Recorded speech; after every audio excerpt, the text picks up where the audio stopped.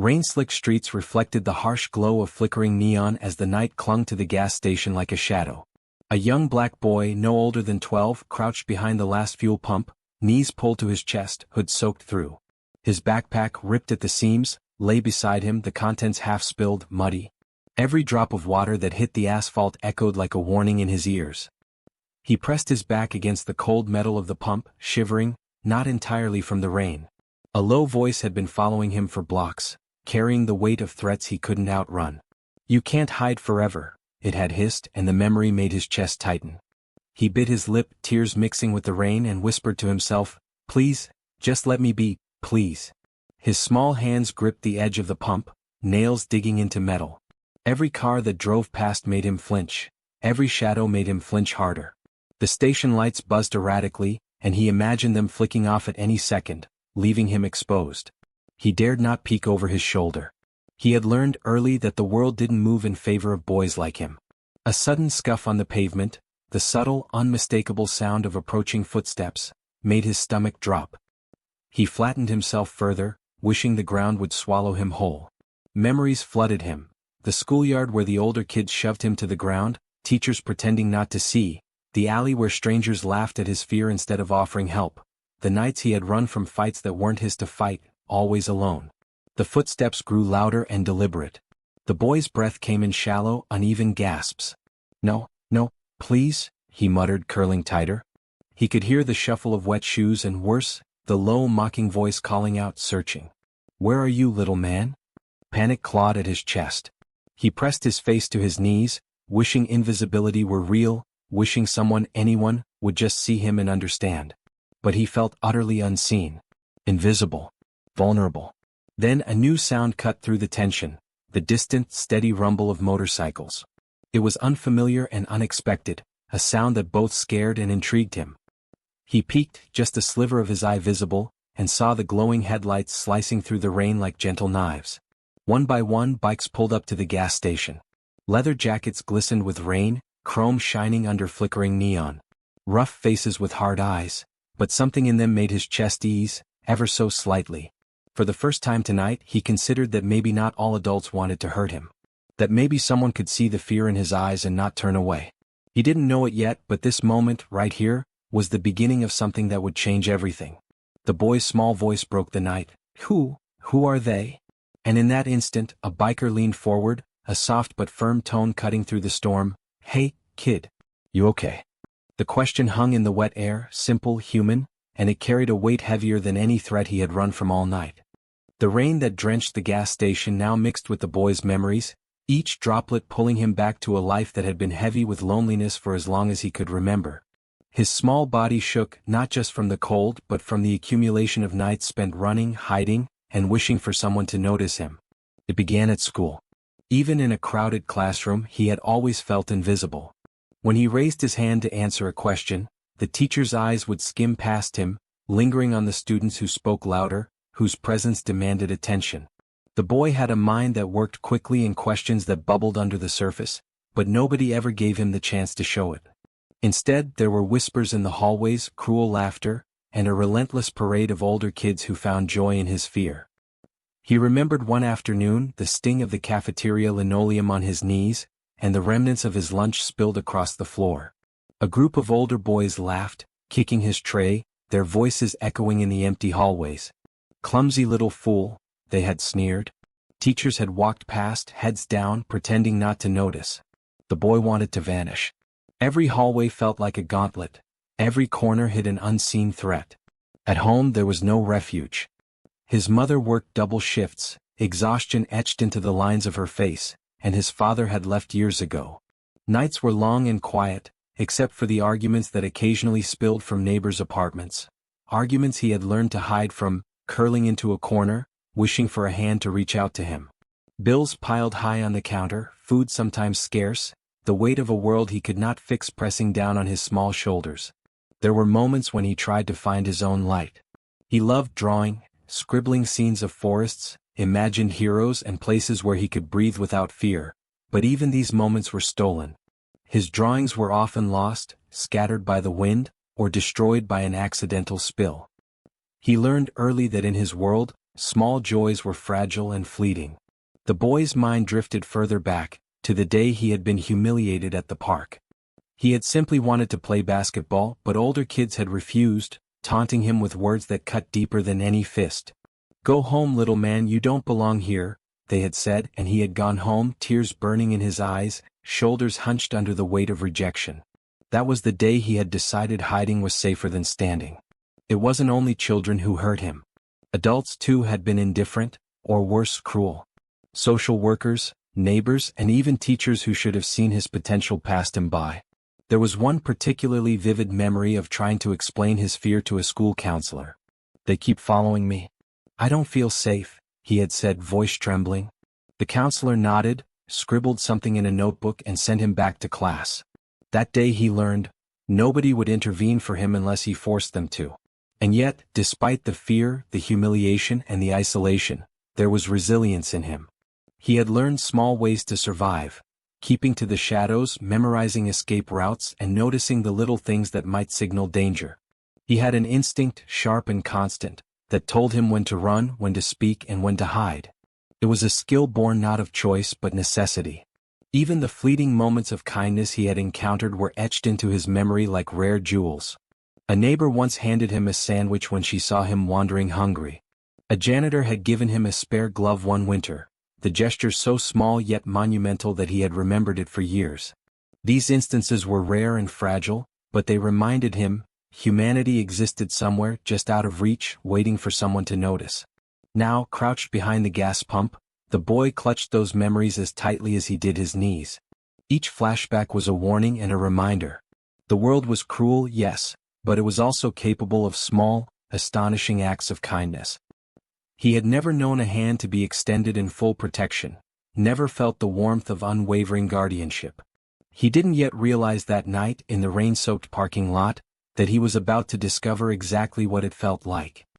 His chest tightened at the memory of one particularly harrowing night, running from a stranger's threats, streets empty except for the flickering lampposts, his small frame dodging shadows, every step a desperate prayer. That fear had brought him here, to this gas station, to this exact moment. And yet, even in that panic, his instinct for survival was alive, sharp, and unbroken. He had made it this far alone, but maybe, just maybe, he wouldn't have to be alone anymore. As he peeked again through the rain, his eyes caught the glint of chrome, the rumble of engines slicing through the night. A group of bikers, imposing and formidable, had stopped at the edge of the lot. Their lights reflected on puddles, illuminating faces that seemed hardened by life, yet strangely calm.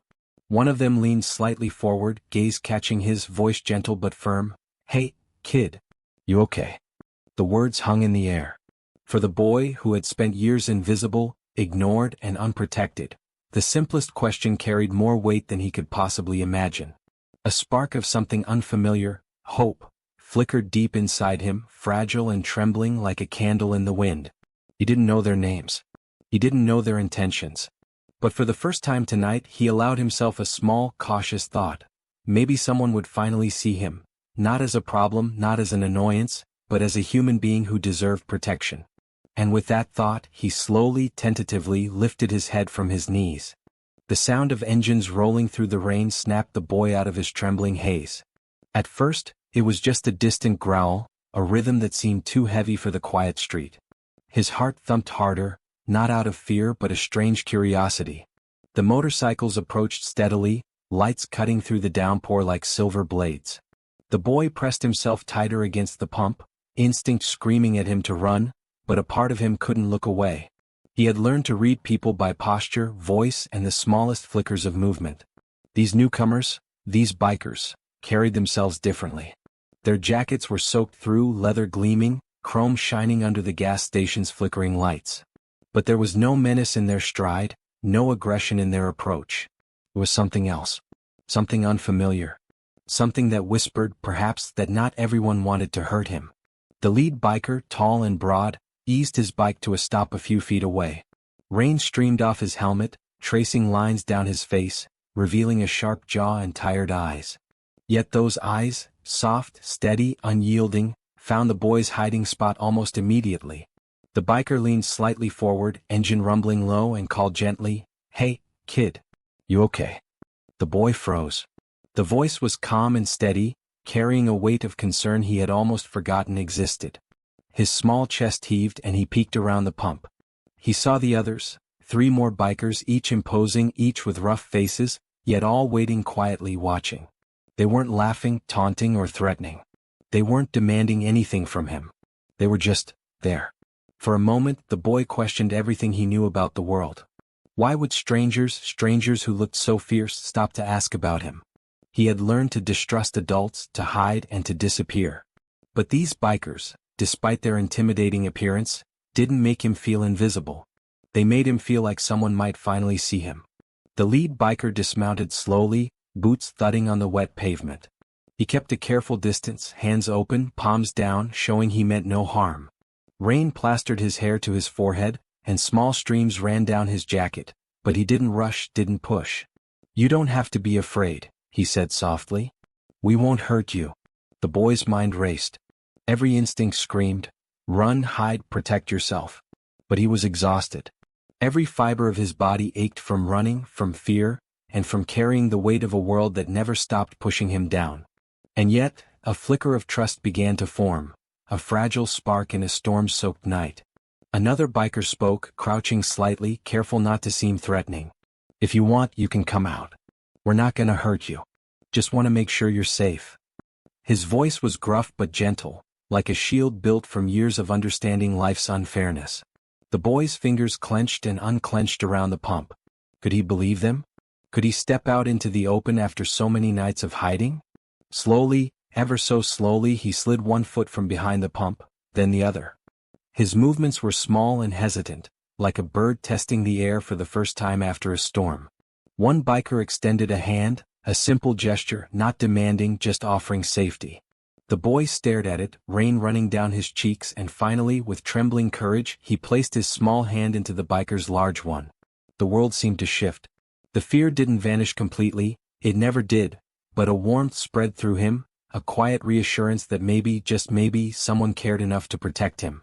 The bikers didn't speak much, letting the silence wrap around them like a protective cocoon. Their presence alone, steady and unwavering, said more than words ever could. "You are not alone. Not anymore." He noticed the smallest details, the bikers' worn gloves, the careful way they avoided sudden movements, and the slight nods they gave each other. It was clear this group had a code, a way of seeing people differently than the rest of the world did. And for the first time in a long while, the boy felt a sliver of hope. "Thanks," he whispered, voice barely audible over the rain. He didn't know what else to say. He just held their hands a little tighter, letting himself believe that there was still good in the world, waiting to find him. The bikers smiled faintly, understanding without needing more words. One of them patted his shoulder gently, a gesture heavy with unspoken promise. "We got you." And in that moment, crouched in the rain-soaked lot, the boy realized something profound. Protection, kindness, and safety could come from the most unexpected places. His world, which had always felt cold and relentless, suddenly held a new possibility, that there were people who would stand up for him, even when he could not stand for himself. The sudden roar of footsteps echoed over the rain-slicked asphalt, sharper this time. The boy's heart leapt into his throat. He instinctively ducked behind the pump again, clutching the hand that had given him comfort only moments before. The stranger's kindness had been a fragile shield, but now the threat he had been hiding from all night returned, unyielding and real. From the shadows of the gas station, a figure emerged, a man rough and imposing, soaked through from the rain.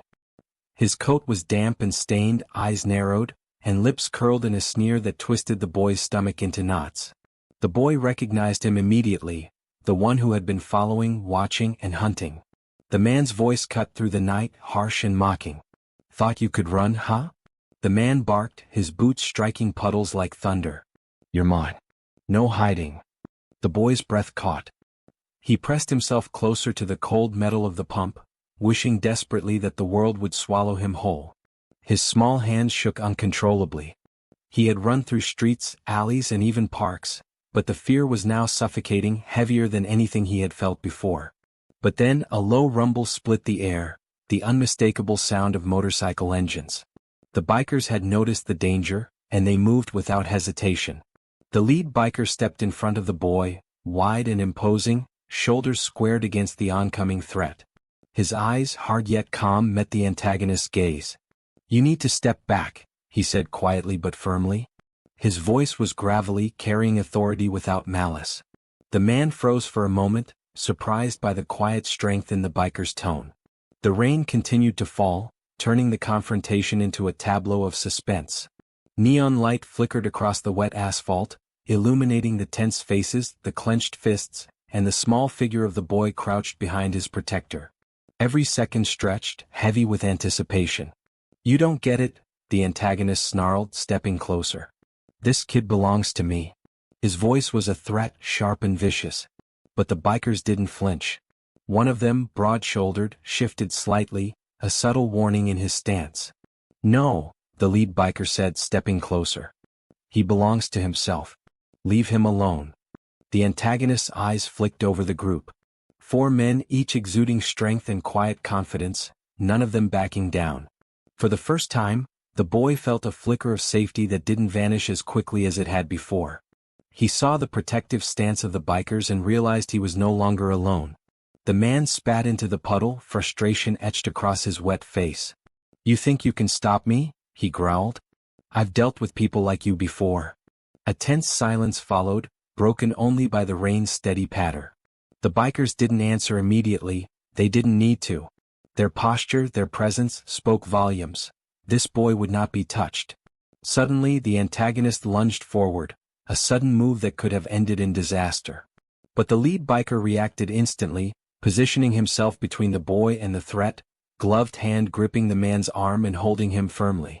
"Step back. Now," he commanded, calm but immovable.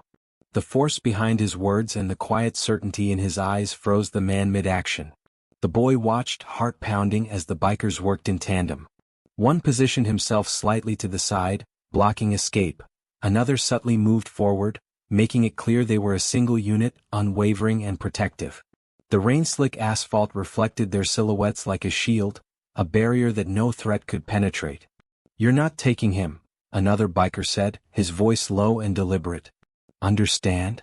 The antagonist hesitated, assessing. The bikers' combined presence was overwhelming, not through chaos, not through violence, but through unspoken strength and moral authority. This wasn't a fight for dominance. It was a line drawn, a boundary he could not cross. For a brief moment, the boy allowed himself to breathe. The fear was still there, clinging to his chest, but it was tempered by the presence of those who had chosen to stand for him. He realized with a shock that he didn't have to face danger alone anymore. These men, misunderstood by the world, feared for their rough exteriors, were here for him. And that knowledge alone made him feel braver than he had in years. The antagonist spat again, frustration turning to disbelief. "You think you're heroes?" he sneered. "You're nothing but." But the bikers didn't respond with anger. They didn't need to. Their eyes, steady and unwavering, spoke louder than any words. Their silence was a wall, unbreakable, protecting a boy who had never known real safety. Finally, the man, defeated by more than brute force, more than intimidation, defeated by unwavering moral courage, backed away. "This isn't over," he muttered and retreated into the shadows, disappearing into the rainy night. The boy's knees buckled slightly and one of the bikers reached out, steadying him. "You're safe now," the lead biker said gently. "We got you." He could hardly believe it. The fear that had gripped him all night began to loosen, replaced by something unfamiliar, relief, gratitude, and the first taste of trust he had felt in years. The bikers stood around him, not as strangers but as guardians, a family formed not by blood, but by choice and courage. And in that rain-soaked lot, under the flickering neon, the boy understood something profound. There were people in the world who would fight for him, not for reward, not for recognition, but simply because it was the right thing to do. For the first time he allowed himself to hope. The rain had started to ease, shifting from a relentless downpour to a soft drizzle that glimmered on the asphalt. The boy still clung to the lead biker's hand, small fingers gripping a massive, gloved palm. He felt dizzy, heart pounding, yet beneath that chaos, a strange warmth began to bloom, a sense he had never experienced before: safety. The bikers didn't speak much at first. There was no rush, no unnecessary questions, and no pressure. They simply walked him to the edge of the gas station, keeping their bodies between him and any lingering danger. One biker, slightly older than the others, removed his leather jacket and draped it carefully over the boy's narrow shoulders. It was damp too, but the warmth radiated immediately. "You don't have to be afraid anymore," the biker said softly. "We got you." The boy's voice caught in his throat. Why would you help me?" The biker shrugged, but the gesture was gentle, human. "Because someone had to. Nobody deserves to be alone on a night like this." It was the simplest answer, yet it carried a weight that resonated deeper than anything the boy had ever heard. For years he had believed kindness was scarce, conditional, and fleeting. And yet here it was, tangible, embodied in these men who could have walked past, ignored, or even laughed at his fear, but didn't. They guided him to the center of the parking lot, away from puddles that might soak him further. One of the bikers knelt to meet his eyes. "You're safe now. No one's going to hurt you while we're here. Not tonight. Not ever." The boy blinked, overwhelmed. Tears threatened, but he didn't care. They slipped freely down his face, mingling with the rain. I've never felt safe," he whispered. The bikers exchanged glances, acknowledging the gravity of that moment. They didn't judge his fear, they validated it. One reached out and placed a firm hand on the boy's shoulder. "Then let's start here," he said. "Safe. Right now." The boy took a shaky breath and allowed himself to take tentative steps forward, guided by the bikers. Their presence wasn't just physical, it was emotional armor. Every glance, every subtle nod, and every gentle word reinforced the unspoken promise. "You are not alone." They walked him to one of the motorcycles, the lead biker carefully lifting him onto the passenger seat. The boy clutched the bike's handles, still trembling, but the steady engine beneath him provided an unexpected comfort. One of the bikers adjusted his helmet, oversized but protective, and smiled faintly. "Hold on tight," he said. "We'll take it slow." The bike rolled forward, the boy's eyes wide as the world blurred past. Rain-slicked streets reflected neon lights in distorted patterns. Normally he would have panicked, imagining threats around every corner. But now, encased in the warmth of their care, he felt something he hadn't felt in years: trust. Trust that someone could watch over him without expecting anything in return. They stopped at a small diner, a 24-hour place with soft light spilling out into the wet night. Inside, the boy warmed himself with a hot chocolate that one of the bikers had insisted on buying, hands wrapped around the cup as if it were a lifeline. Another biker sat across from him, sharing stories of nights on the road, tales of hardship, and moments where they too had been misunderstood or overlooked. The boy listened, absorbing every word. He realized slowly that these men had also faced the world's cruelty, yet had chosen to act with integrity, kindness, and protection. They were his guardians now, not because of obligation, but because they understood the value of compassion. "You see," one biker said, "life doesn't always treat you fairly. But sometimes you find people who make it right. You just have to let them in." The boy nodded, eyes wide and glistening. I think I understand," he whispered. They spent hours like that, sharing food, stories, laughter, and silence. The boy began to relax, even smile, the weight on his small shoulders easing. He felt seen, understood, and valued, not for what he could give, not for what he had, but simply for being. Later, outside the diner, the bikers led him back to a quiet street where the boy's aunt had agreed to take him in. On the way, one of the bikers handed him a small patch from his jacket, a symbol of protection of the family he had found in these men. "Keep this," he said. "So you remember tonight, and so you know, someone's always got your back." The boy clutched it tightly, a tangible reminder of hope. Thank you," he said, voice cracking. "I don't know how to ever repay you." The bikers smiled, an understanding shared without needing words. "No need," the lead biker said. "Just promise you'll look out for others when you can. That's all the repayment we need." At his aunt's doorstep they knelt, letting him out of the bike. The boy hugged each of them, not just in thanks, but in recognition of the profound trust and safety they had given him. "Goodbye," he whispered, tears still streaming but now mingled with relief and joy. As the bikers rode away, engines low and steady, the boy watched, feeling a strange mix of awe and gratitude. The rain had stopped entirely, the clouds slowly breaking to reveal the first hints of dawn. He understood, in that quiet moment, that the world could be harsh, but it could also be beautiful, protective, and kind. He walked inside, clutching the jacket patch, carrying the warmth of their care into a life that had been dark for far too long. For the first time he felt the possibility of safety, of belonging, of family not bound by blood, but by compassion, courage, and choice. That night, as he lay in bed, the boy realized something transformative. Fear had always been part of his life, but kindness could now be just as real, just as strong, and just as constant. And in that knowledge he slept deeply for the first time in what felt like forever. Outside, the motorcycles disappeared down the road, their riders' silhouettes merging with the dawn. The boy's heart held on to the echoes of their presence, carrying with him the simple, profound truth that had changed his life. Even in the darkest nights, there are people willing to stand between you and the storm. The sun had just begun to rise, spilling soft, golden light over the wet streets, painting them with warmth the boy hadn't felt in years. The drizzle had stopped, leaving puddles that reflected the sky like mirrors. The boy sat on the edge of the sidewalk, clutching the small jacket patch the bikers had given him, tracing the embossed leather with his fingertips. It wasn't just a piece of cloth, it was a symbol of something far bigger: protection, kindness, and trust. He replayed the night in his mind. How fear had gripped him like a vice, how every instinct screamed for him to hide, run, and disappear. And yet, the bikers had not just stopped the danger, they had shown him something he had almost forgotten existed: that someone could see him, truly see him, and care. For the first time, he understood that courage wasn't always about fighting. Sometimes, it was about allowing yourself to trust.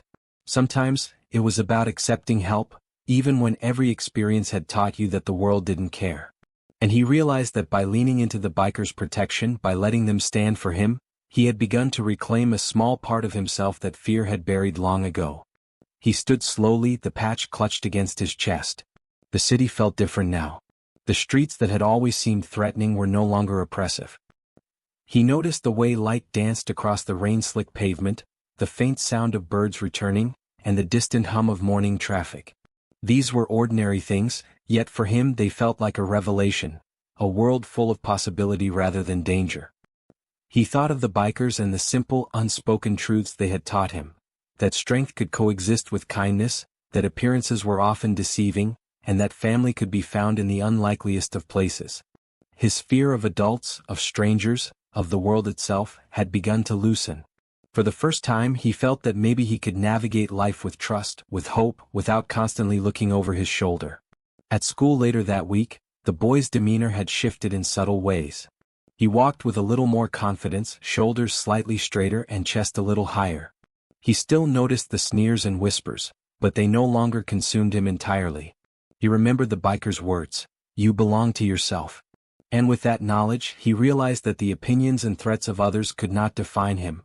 They could not take away the courage and protection he now carried in his heart. At home, he shared the patch with his aunt, explaining in his small, earnest voice what had happened. "These men, they helped me," he said, eyes shining. "They saved me last night. And they told me I don't have to be afraid anymore." His aunt hugged him tightly, tears glistening in her eyes. "I'm so glad you're safe, baby. You deserve that. Always." That evening, the boy took out his notebook and began to draw again, not hiding in fear but with purpose. He sketched the bikers, the gas station, the rain, and the quiet courage they had shown. Each line, each shade, captured not just what he had seen, but what he had felt: the overwhelming sense of care, protection, and human connection. The act of drawing became a bridge between his past fear and his emerging hope.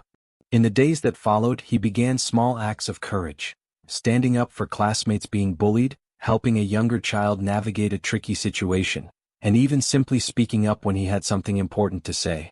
Each act was a testament to the transformation taking root within him. Fear still existed, but it no longer held absolute power. It had been tempered by the warmth and guidance of the bikers, by the realization that kindness could be stronger than intimidation, that care could be more powerful than cruelty. He found himself returning mentally to that rain-soaked gas station over and over, recalling the bikers' quiet strength. He didn't see them as larger-than-life heroes. He saw them as human beings who had chosen to act when others wouldn't, who had shown him that bravery wasn't about fighting, it was about standing for others, protecting them, and lifting them up. He wanted to be like that someday, to carry the same courage and compassion forward, to be a protector in his own right. One afternoon, walking through his neighborhood, he saw a small child crying after falling off a bike. His first instinct was the old, fearful one: look away, don't get involved. But then he thought of the bikers, their steady presence, their calm courage, and the warmth they had given him. He rushed over, helping the child to their feet, brushing off scrapes and offering words of reassurance. And when the child's mother appeared, frantic and grateful, the boy realized something powerful. He could extend the same protection, the same kindness that had been shown to him. The patch in his pocket seemed to thrum with significance. It wasn't just a symbol of that night, it was a reminder that he had survived, that he had learned, that he could choose courage over fear. The world was still imperfect, still capable of cruelty, but he now carried the tools to navigate it, to face it with resilience, empathy, and hope. By the time evening fell, the boy had returned to the gas station, not out of fear but to honor what had happened. He looked around at the empty lot, the remnants of rain, and the reflections in the puddles, and whispered a quiet thank you into the night. Thank you, for seeing me, for saving me, for believing I could be safe. For the first time he felt truly worthy of being seen, protected, and loved. His heart had shifted. Fear still existed, but hope and courage now had equal weight.